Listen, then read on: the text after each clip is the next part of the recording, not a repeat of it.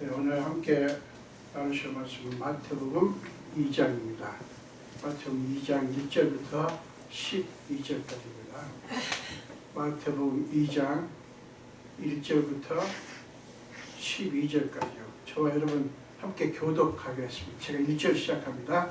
헤롯 왕 때에 예수께서 유대 베들레헴에서 나심에 동방으로부터 박사들이 예루살렘에 이르러 말하되 유대인의 왕으로 나시니까 어디 계시냐? 우리가 동방에서 그를 보고 그에게 경배하러 왔노라 하니 헤롯 왕과 온 예루살렘이 듣고 소동한지라. 왕이 모든 제사장과 백성의 서기관들을 모아 그리스도가 어디서 나겠느냐 하니 이르되 유대 베들레헴이 오니 이는 선지자로 이렇게 기록된 바 또 유대 땅 베들레헴아 너는 유대 오를지에서 가장 작지 아니하도다. 내게 한 다스리는 자가 나와서 내 백성 이스라엘을 저주하리라 했습니다. 이에 헤롯이 가만히 박사들을 불러 별이 나타난 때를 자세히 묻고 베들레헴으로 보내매 그때까지 가서 아기에 대하여 자세히 알아보고 사건을 내게 구하여 나도 가서 그에게 경배하게 하라. 박사들이 왕의 말을 듣고 갈새 동방에서 보던 그 별이 문득 앞서 인도하여 가다가 아기 있는 곳 위에 머물러 서 있는지라. 그들이 별을 보고 매우 크게 기뻐하고 기뻐하더라. 집에 들어가 아기와 그의 어머니 마리아가 함께 있는 것을 보고 엎드려 아기께 경배하고 보배합을 열어 황금과 유향과 몰약을 예물로 드리니라. 그들은 꿈에 헤롯에게로 돌아가지 말라 지시하였다가 다른 길로 오게 돌아가니라. 아멘. 한 번 더 제가 기도하겠습니다. 예수님, 오늘도 종을 말씀을 전하라고 세우신 주님, 세우신 분이 주님이시오니 말씀도 주님께서 제 입술을 사용하셔서 친히 말씀하사 하나님의 말씀이 온전히 선포되게 하여 주옵소서. 성령께서 종의 입술을 성령의 불로 정결케 해주시고 그 정결한 입술로 하나님의 말씀을 온전히 선포할 수 있는 귀한 시간 되게 하여 주옵소서. 감사드렸고 예수 이름으로 기도합니다.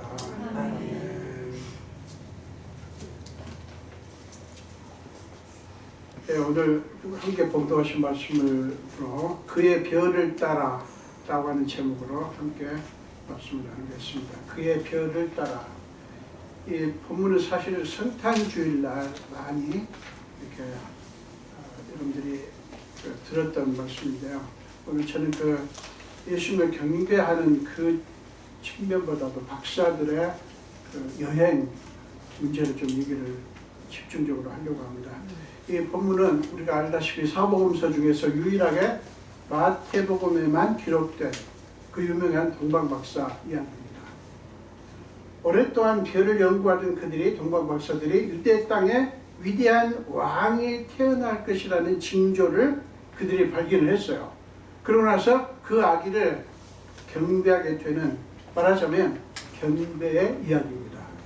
경배의 이야기, 특별한 경배의 이야기예요. 그러니까 동방박사 이야기는 특별한 경배의 이야기입니다. 이 이야기가 우리를 놀라게 하는 것은 뭐냐면요, 그 아기에 대한 징조가 그들에게 얼마나, 뭐가 그렇게 중요했기에, 얼마나 중요했기에 유대 땅까지 대충 그 페르시아 지방, 그러니까 지금의 이란 지방을 이렇게 봅니다. 근데 그 무려 1500여 마일이 넘는 2400km예요. 그렇게 되는 먼 길을 온갖 위험을 무릅쓰고 왔을까 하는 점이에요. 이게 우리를 놀라게 합니다. 그러니까 자기들이 그 어떤 유대 땅에 위대한 왕이 태어날 것이라고 해서 알았다 합시다. 근데 어떻게 그렇게까지 했을까? 여러분, 그 별을 연구하면서 위대한 어떤 아기가 태어날 징조를 발견한 것까지는 우리가 충분히 이해할 수 있어요. 그 땅에 아주 위대한 왕이 나겠구나. 그런데 이방인인 그들이 굳이 유대인도 아니고 어디 그 멀리 사는 유대인도 아니고 이방인인 그들이 굳이 그 아기를 경배하기 위해서 그 엄청난 희생을 했다고 하는 것은 사실은 굉장히 놀라운 일입니다.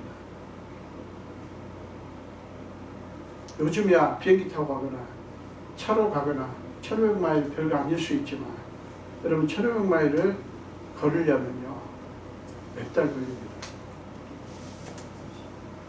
자, 이 사실은요 오늘날 예수를 믿는 우리에게 심각한 질문 하나를 던집니다. 이거예요. 우리가 경배하고자 하는 그분, 주님이죠. 그분에 대해서 그만큼의 열정이 있는가? 그분을 경배해야 되는 것 때문에 이렇게 정말 모든 것을 걸 수 있는가?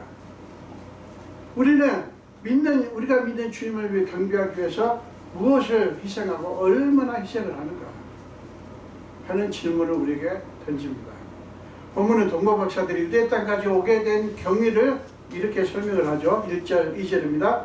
헤로드 왕 때 예수께서 유대 베들레헴에서 나시며 동방으로부터 박사들이 예루살렘에 이르러 말하되, 우리에게 그냥 읽지만 이게 굉장히 어려운 걸음이었어요. 1500마일이 넘습니다. 그리고 엄청난 위험과 그런 고통을 다 겪고 온 거예요. 이르러 말하되 유대인의 왕으로 나신 이가 어디 계시냐? 우리가 동방에서 그의 별을 보고 그에게 경배하러 왔노라 하니.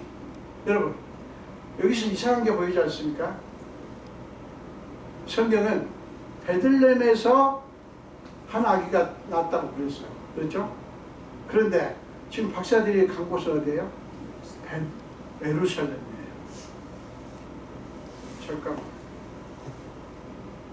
저 원고가 잘못됐네 이거. 그죠? 잘못된 게 안 보이세요? 원고. 자, 이걸 보시면 이게 맞아요. 베들레헴에 분명히 베들레헴에 태어나와 있는데 박사들이 간 곳은 예루살렘이에요. 근데 제가 원고에다 뭐라고 썼냐면 그 베들레헴이라고 썼어요. 여러분 고쳐주세요. 잘못됐어요. 파악하셨어요? 그렇게 안 보이는데 예루살렘으로 다 돼 있어요. 예루살렘으로 돼 있어요.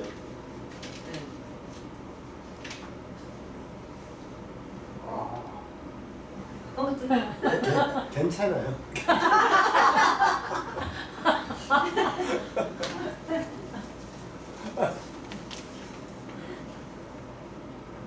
제가 오늘 왜 이렇죠? 예. 근데 베들레헴이 아니라 예루살렘이에요. 여러분 그 먼 곳 동방에서 수개월 동안 가진 고생을 하며 여기까지 온 박사들이 엉뚱한 곳에 와서 유대인의 왕을 찾고 있지 않습니까? 왜 이런 현상이 생겼을까요? 우리는 그 힌트를 별의 존재에서 찾을 수 있습니다. 2절에 보면 그들은 먼 곳에서 뭐라고 말하냐면 그의 별을 보고 여기까지 왔어요. 그죠? 그의 별을 보고.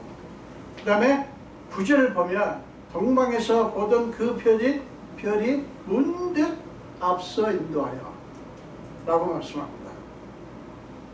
이게 무엇을 보여줍니까? 그들은 그의 별을 따라 유대 땅까지 온 거예요. 그 별을 따라서. 자기들의 나라 동방을 떠나게 된 것도 별 때문이었고요. 그 멀고 험한 길을 통과해서 유대 땅까지 온 것도 뭐예요?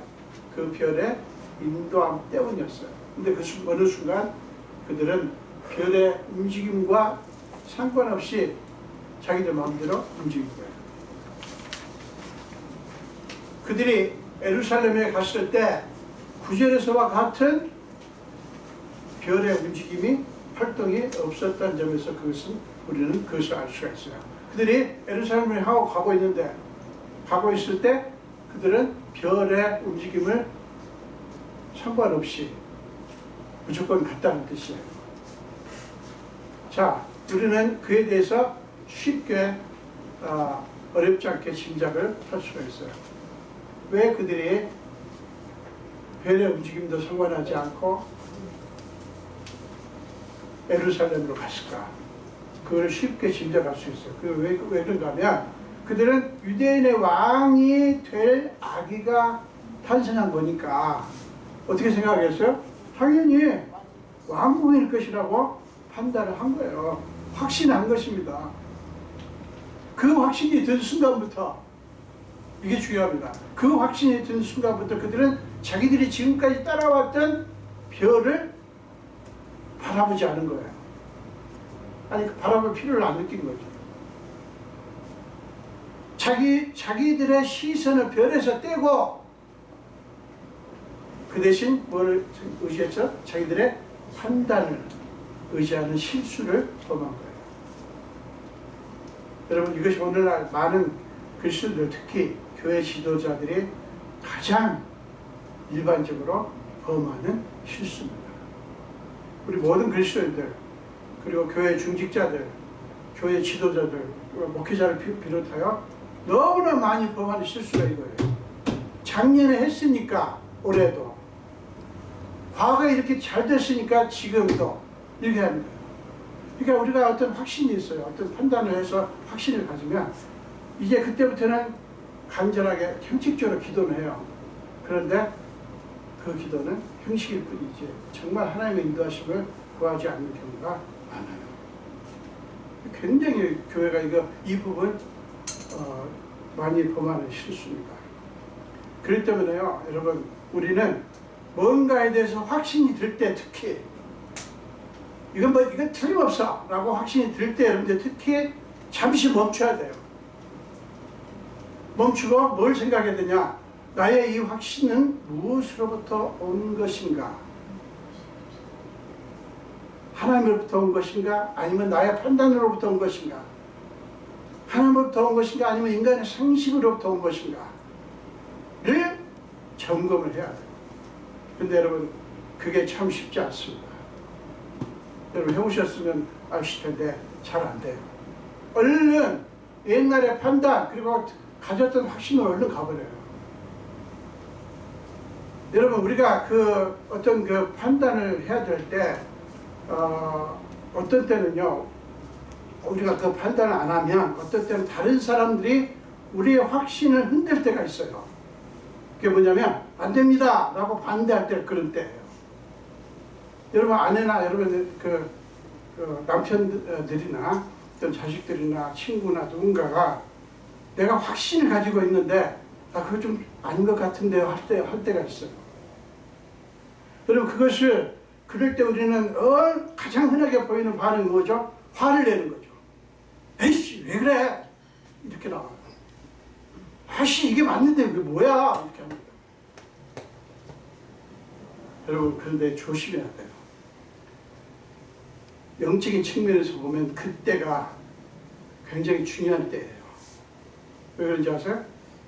나의 판단이 잘못되었다고 하는 것을 알려주는 신호일 수 있기 때문에 그래요. 믿습니까? 나의 판단이 잘못되었을지도 모른다는 생각 안 해보셨어요?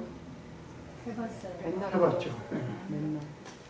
그러니까 나의 판단이 문제가 있을 수 있다는 생각을 한쪽은 해야 돼요.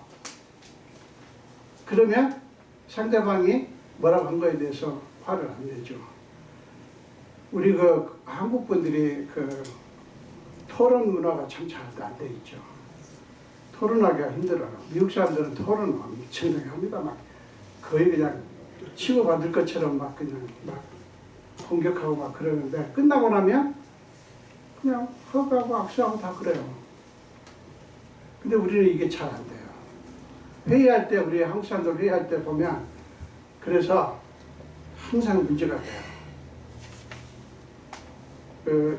이게 우리는 상대방이 나의 의견에 뭔가 동의를 안 해주는 것에 대해서 약간의 알레르기 저도 있어요. 없는 사람 없어요.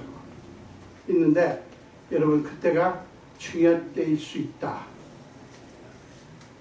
자, 따라서 그때가 중요한 때일 수 있다. 중요한 때일 수 있다. 이걸 이렇게 생각하자고요. 굉장히 중요한 포인트입니다. 오늘 설교의 핵심이에요, 핵심. 여러분, 동방 박사들의 인간적인 판단과 확신이 무엇 때문에 문제가 되는지 아세요? 무엇 때문에 문제가 되는지 아십니까? 그들로 하여금 별의 인도함을 놓치게 만든 거예요. 그들로 하여금 별의 인도함을 무시하게 만들었다고요. 유대인의 왕이 나신 거니까 왕궁에 있는 예루살렘에서 나셨을 거야 라는 그들의 인간적인 확신은요, 그들로 하여금 이제는 더 이상 별을 바라볼 필요가 없어 라는 결론을 내리게 만든 거예요. 그런데 여러분, 동방박사들이 유대인의 왕으로 나신 이가 어디 계시냐, 우리가 동방에서 그의 별을 보고 그에게 경배하러 왔노라라고 하니까 분위기가 이상하게 돌아갑니다. 그죠? 3절 보세요. 헤롯 왕과 온 예루살렘이 듣고 소동한지라. 이게 뭐예요? 모두가 당황하고 실명거리는 거예요. 막. 기뻐하는 분위기가 전혀 아닌 거예요. 지금 아기가 태어났죠. 왕자가 태어났잖아. 그러면 굉장히 축제 분위기가 되는데 그런 게 전혀 아닌 거예요. 이 모습을 보고서야 비로소 박사들은 불사, 우리가 잘못 짚었구나 라고 깨달았어요. 자기들이 실수했다는 것을 알아차린 거예요. 헤롯 왕은 즉시 모든 대제사장과 백성의 서기관들을 불러 모아 그리스도가 어디서 나겠느냐라고 묻습니다. 왕을 비롯한 지도층 인사들에게는요, 사실 이 질문은요, 그동안 하지 않던 묻혀있던 질문이었어요. 백성들은 메시아를 기다렸지만 기득권층, 특히 왕은 메시아를 자신의 왕권에 대한 위협으로 느꼈기 때문에 헤롯 왕은 전혀 관심이 없었어요. 그러나 이제는 감출 수가 없어요. 왕의 질문에 그들은 자세하게 대답합니다. 5절, 6절 보면 그들은 주저없이, 조금 더 주저없이 뭐라고 대답합니까? 유대 베들레헴의 은이 라고 대답을 합니다. 그런데 놀라운 것은 그들은 왕의 질문에 유대 베들레헴의 은이 라고 대답하고 끝나면 되잖아요. 어디냐고 물어봤으니까 베들레헴입니다 라고 말하면 끝인데, 그렇게 끝나지 않고 뭐라고 하냐면 왕이 묻지도 않은 것까지 덧붙입니다.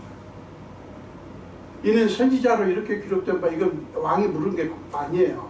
기록된 바, 또 유대 땅 베들레헴아, 너는 유대 고을 중에서 가장 작지 아니하도다. 네게서 한 다스리는 자가 나와서 내 백성 이스라엘의 목자가 되리라. 이게 미가서 5장 2절을 지금 인용한 거거든요. 예언한 말씀이거든요. 하였음입니다. 이렇게 말을 합니다. 정규 지도자들은 선지자의 예언대로 자세하게 그리스도에 대해서 언급을 한 거예요. 그러나 헤롯 왕은 선지자의 예언에는 관심이 없고 다른 것에 관심을 갖습니다. 7절, 8절 보세요. 이에 헤롯이 가만히 박사들을 불러 별이 나타난 때를 자세히 묻고 베들레헴으로 보내며 이르되, 가서 아기에 대하여 자세히 알아보고 찾거든 내게 구하여 나도 가서 그에게 경배하게 하라. 종교 지도자들 제쳐두고요, 왕이 박사들 어떻게 해요?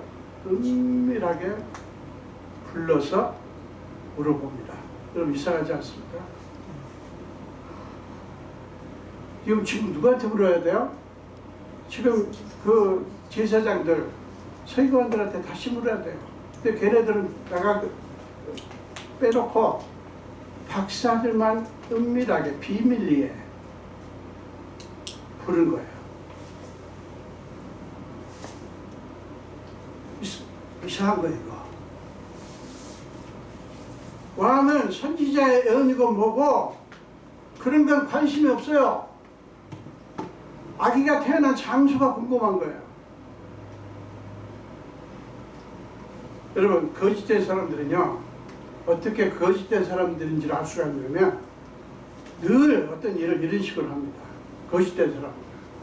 그래서 이단이라든가 잘못된 그 가르침을 전파하는 사람들을 여러분 쉽게 분별할 수가 있어요. 일단 은밀하게 합니다. 비밀리에. 자기들 무슨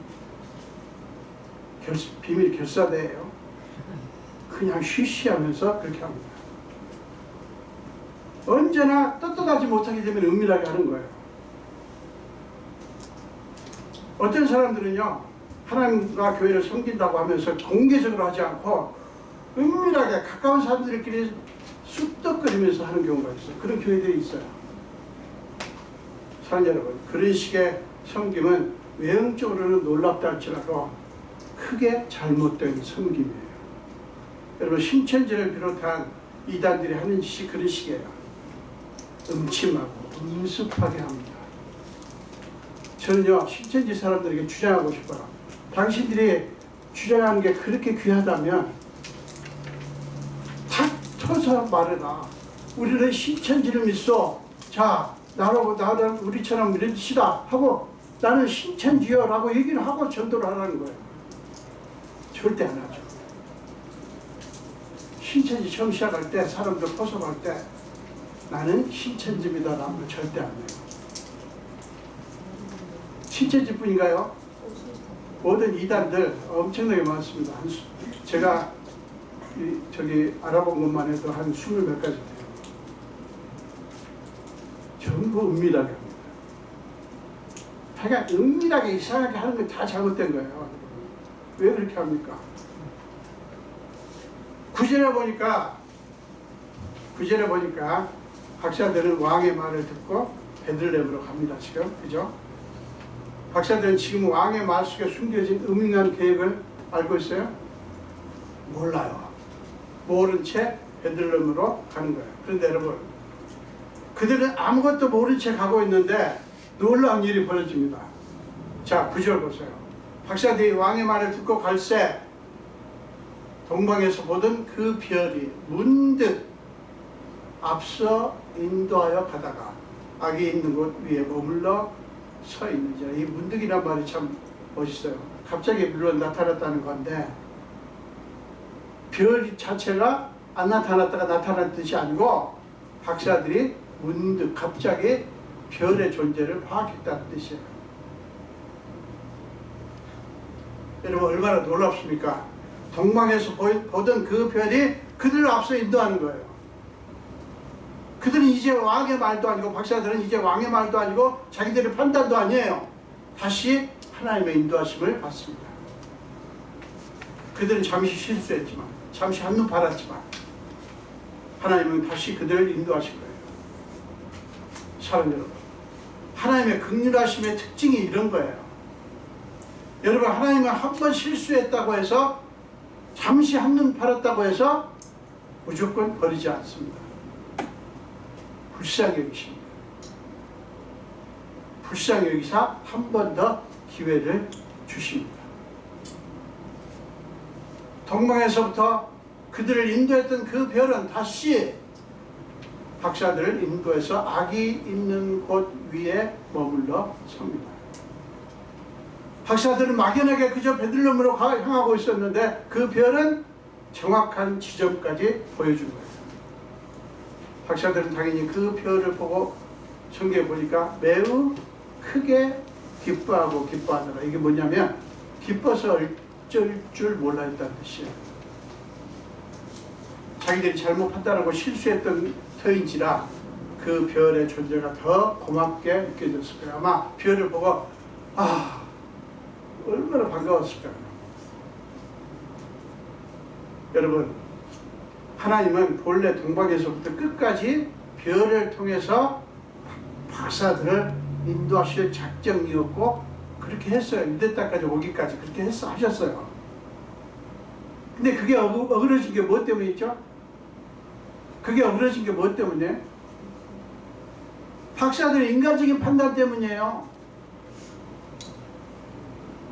사랑 여러분, 인간적인 판단과 그에 따른 확신이 왜 그토록 위험한 것인지 아세요? 그 판단과 확신이 하나님의 뜻을 어그러지게 할 수 있기 때문인 거예요. 여러분, 우리는 우리의 판단 그리고 우리의 확신을 저는 조심해야 돼요. 저는 목사이기 때문에 특별히 굉장히 극도로 조심하려고 합니다. 너무 소심할 정도로 조심하려고 해요. 왜 그런지 아세요? 너무나 많은 우리 목회자들이 하나님 뜻이라고 주장하면서 막 밀어붙입니다. 얼마나 많은 문제가 발생하는데요. 저도 그런 거 없을까요? 있어요. 저는 이제 그런 실수 범할 수 없어요. 저도 판단이 있어요. 제가 성격이 불같습니다. 자주 딸을 굉장히 급합니다. 그냥 있어요. 딱 와요. 그런데 그거를 한 박자 늦춥니다. 왜냐하면 혹시 혹시 일이 늦게 되는 게 나아요. 잘못된 것보다.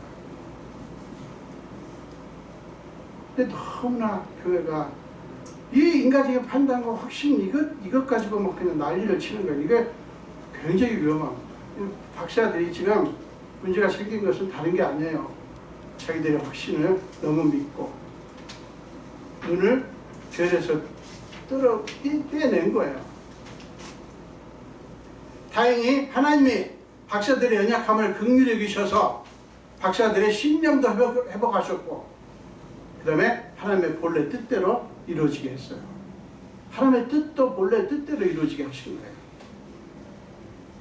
그러니까 일이 됐죠. 그죠?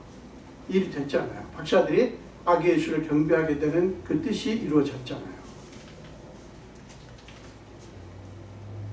이제 박사들은 드디어 온갖 위험을 무릅쓰고 그 멀고 먼 길을 달려온 목적을 성취합니다. 아기 예수께 경배하고 보배함을 열어 황금과 유향과 몰약을 예물로 드릴 거예요. 그런데 여러분, 하나님이 얼마나 자상하시고 세밀하신 분인지를 12절에서 볼 수가 있어요. 자, 12절 보세요. 그들은 꿈에 헤롯으로 돌아가지 말라 지시함을 받아 다른 길로 고국에 돌아가니라. 하나님께서 꿈에 나타나신 거예요. 박사들은 어땠어요? 하마터면 헤롯 왕에게 속아서 곤욕을 치를 뻔했어요. 안 속았으면, 이게 몰랐으면 어떻게 됐을까요? 아기에게 경배하고 헤롯 왕에게 갔겠죠. 그럼 헤롯 왕은 어땠을까요? 즉각 군대를 보내서 죽였겠죠. 하나님은 그걸 막으신 거예요. 얼마나 놀랍고 감사합니까? 사랑하는 여러분, 하나님은 우리의 연약함도 그렇게 도우십니다. 하나님은 우리가 이 세상을 살아가는 동안 수많은 위험에 직면한다는 사실을 잘 아셔요. 이 세상은 불의와 고통이 끊이지 않는다는 것을 잘 아시고 예수님은 이렇게 말씀하셨어요. 요한복음 16장 33절 봅시다. 요한복음 16장 33절입니다. 이 16장 33절은 함께 읽도록 하겠습니다.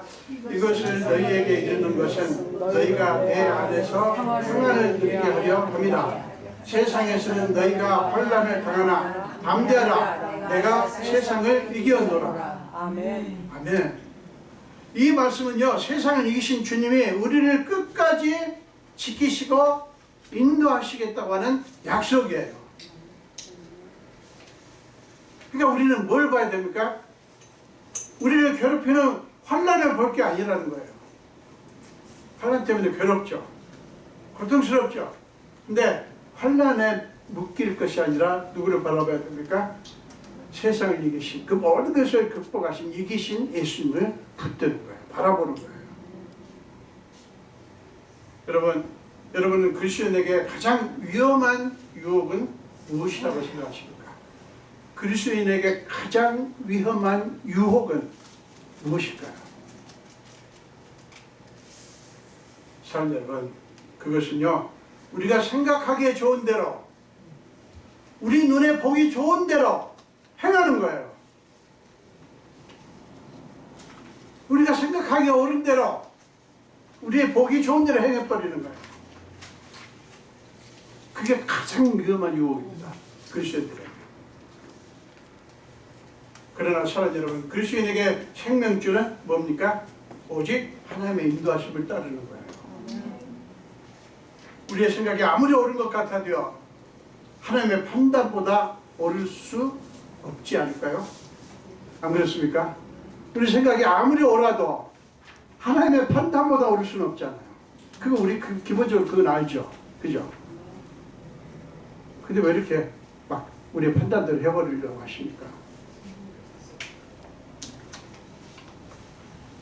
이사야 선지자의 외침을 한번 들어보십시오. 이사야서 2장 22절입니다. 너희는 인생을 의지하지 말라. 그의 호흡은 코에 있나니. 이게 무슨 소린가 하면 사람은 반드시 죽는다, 그 뜻이에요. 생활 가치가 어디 있느냐, 이게 무슨 소린가 하면 하나님처럼 믿어서는 안 된다, 그 말이에요. 인생을 의지하지 말라. 왜요? 그래봤자 아무리 뛰어난 위대한 인물이라고 해봐야 뭐예요? 죽는다는 거예요. 숨 끊어지면 끝이라는 거예요.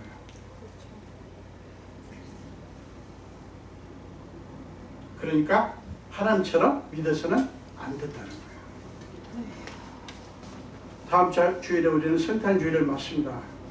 다음 주에 성탄주의를 맞으신 여러분, 동방 박사들의 실수를 우리 마음속에 새기시기를 바랍니다. 실수를 통해서 배우는 거예요. 그들은 동방에서부터 별을 보고 별을 따라 멀고 먼 유대 땅까지 왔듯이 자신은 계속해서 아기 예수를 만날 때까지 그 별의 인도함을 받았어야 했어요. 그러나 그들은 한순간에 자기들의 판단을 따르는 엄청난 실수를 범한 것입니다. 사랑하는 여러분, 하나님의 인도하심이 아니라 우리 자신의 판단과 확신을 믿고 그대로 해버리는 것, 이것이 우리 모두가 너무나 쉽게 범하는 실수예요. 이거 우리 피해야 돼요. 자, 저를 따라서 하십시오. 하나님의 인도하심이 아니라 우리 자신의 판단과 확신을 믿고 그대로 해버리지 맙시다.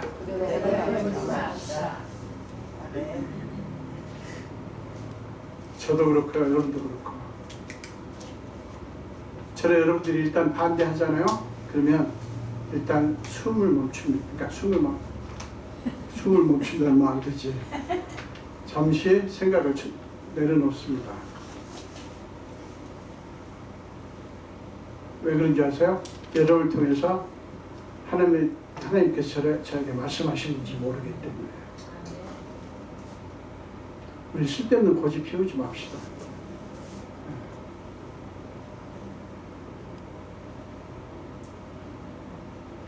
사랑하는 여러분, 이 말은요, 언뜻 보면 아주 사소해 보입니다. 어떤 말이요? 우리 자신의 판단과 확신을 믿고 그대로 해버리는 거. 이거 별거 아닌 것처럼 많은 그리스도인들이 너무나 쉽게 사소하게 생각해요. 아니에요, 여러분. 절대 그렇지 않습니다. 실상은 신앙생활에 있어서 가장 심각한 위험 요소예요. 여기서부터 모든 문제가 출발합니다. 여기서부터. 이거를 간과하면 안 돼요. 저는 이게 너무나 심각합니다. 우리가 이것을 가장 조심해야 되는 까닭은 뭐냐면 이것이 하나님과 우리의 친밀함을 가로막기 때문에 그래요. 자꾸 우리 판단과 우리 확신들을 해버리잖아요. 그 습관이 돼버리잖아요. 그러면 어떻게 되겠어요? 이 예배 드리고 이 신앙생활 하는 것은 완전히 액세서리가 돼버려요. 액세서리. 우리 이게 지금 살고 죽는 문제야. 생명의 문제. 우리가 예수를 믿는 거는 예배를 드리는 것도 마찬가지입니다. 이게 액세서리 그냥 모양내기로 할 수 없잖아요. 예수를 만나기 위해서 우리가 이러는 거잖아요. 이거를 막히고 싶으세요? 아니에요. 안 그렇지 않습니다. 그러므로 우리의 판단, 확신을 갖자고요. 그러나 조심하자고요. 그리고 사랑하는 여러분, 우리가 뼈를 깎는 심정으로 그의 별을 따라, 즉 나의 판단이 아니라 하나님의 인도하심을 따라 인생길을 걸어가기로 결정하시기를 간절히 축원합니다. 아멘. 이것이 성탄절을 맞이하는 우리가 준비해야 될 가장 중요한 준비예요. 이번 성탄절 맞이하신 여러분, 이 준비를 가장 열렬하게 확실하게 하시기를 바랍니다. 기도하겠습니다. 예수님 감사합니다. 오늘도 생명 주시고 주의 전으로 불러주시고 함께 말씀을 나누게 하신 주님, 우리는 강림 주일 다음 주일 성탄절 맞은 전주를 지납니다. 하나님, 오늘 이 주일에 동방 박사들의 실수를 한번 생각해 봅니다. 그들은 그 먼 곳에서부터 아기 예수의 별을 보고 그 먼 길을 몇 달을 거쳐서 유대 땅까지 왔습니다. 그러나 유대 땅에 와서 그들은 자기의 판단과 확신을 의지하고 그 별을 주목하지 않음으로 말미암아 하마터면 큰 실수를 할 뻔했습니다. 아버지, 그러나 하나님은 자상하시고 귀하셔서 우리가 잘못될 때도 긍휼히 여기시고 우리를 인도하시는 분이시는 생각할 때 너무 감사합니다. 그러나 주님, 이왕이면 이 땅에 사는 동안 우리가 철저하게 동방 박사들이 그 고국을 떠날 때부터 그 별을 보고 떠났듯이 우리 인생길 끝나는 그 순간까지 우리를 부르시는 그 순간까지 주님만 바라보며 주님의 인도하심을 주목하며 주님의 인도하심을 따라 우리 인생길을 걸어가는 믿음의 사람들이 다 되게 하여 주옵소서. 감사드렸고 예수님 이름으로 기도합니다. 아멘.